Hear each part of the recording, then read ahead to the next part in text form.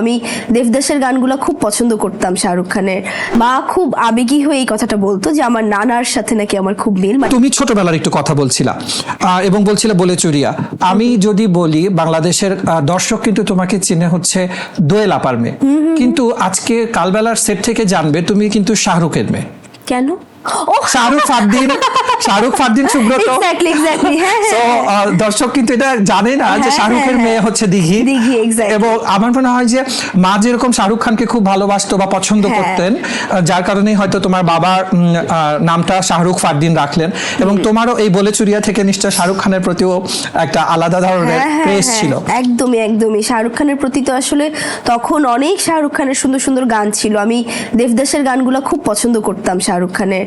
তারপরে আরেকটা সিনেমা ছিল শাহরুখ খানের চলতে চলতে, এগুলো খুব দেখাতো কারণ আমার মা তো শাহরুখ খানের ভক্ত। তো উনি দেখছে, আমিও ওনার সাথে দেখতাম।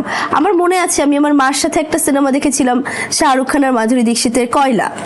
ওনার খুব প্রিয় একটা সিনেমা ছিল। সো আমার প্রচুর সিনেমা দেখা হয়েছে আমার মার সাথে বসে।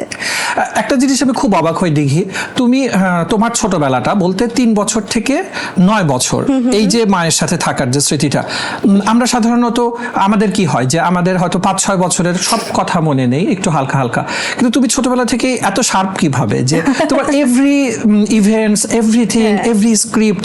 মানে আমি ছোটবেলায় তোমার ভক্ত কোথা থেকে যখন গ্রামীণ ফোনের ওই টিভিসিটা করলা, তখন আমাদের রিংটোন ওয়েলকাম টিউন যে এই পাকনা বুড়িটা লাগানো থাকতো। এই যে পাকনা বুড়ি দিঘি, এখন যখন দিঘিকে দেখি যে দিঘি এত কিছু মনে রাখতে পারে, এই মেমোরি মানে এই এত মেমোরিজ গুলো থাকলো কিভাবে? আমি আসলে জানি না, এটা আমার মনে হয় এটা প্রথমত গড গিফটেড, তারপরে কিছুটা অবশ্যই জিনগত। কারণ আমার মা এরকম খুব শার্প ছিলেন, আমার বাবাও শার্প, মা খুব বেশি ছিলেন। আর মা প্রায় বলতো কি, যেহেতু আমি খুব ডায়লগ মনে রাখতে পারতাম আমাকে শিখিয়ে দিলে, মা খুব আবেগী হয়ে এই কথাটা বলতো যে আমার নানার সাথে নাকি আমার খুব মিল। মানে বলতো ও তো আব্বার ব্রেন পাইছে, এটা খুব বলতো। মানে আমার খালা মামারা যখন বসতো গল্প করতে তখন বলতো ও কিন্তু আব্বার মতো, আব্বার ব্রেনটা পাইছে, এটা খুব শুনতাম। নানার ব্রেন থেকে ওই জায়গাতে চলে আসা, এটা আসলে খুবই একটা মজার ব্যাপার যে আমাদের সাধারণত ছোটবেলায় দাদা বাড়ি বা নানা বাড়ির যে অ্যাটাচমেন্টটা থাকে। আমি কিছুদিন আগে তোমার একটা ইন্টারভিউ দেখছিলাম যে যেখানে নানির সাথে তোমার খুব ভালো বন্ডিংসটা ছিল। মানে দিঘি একটু নানা বাড়ির দিকে বেশি অ্যাটাচ, তাই না?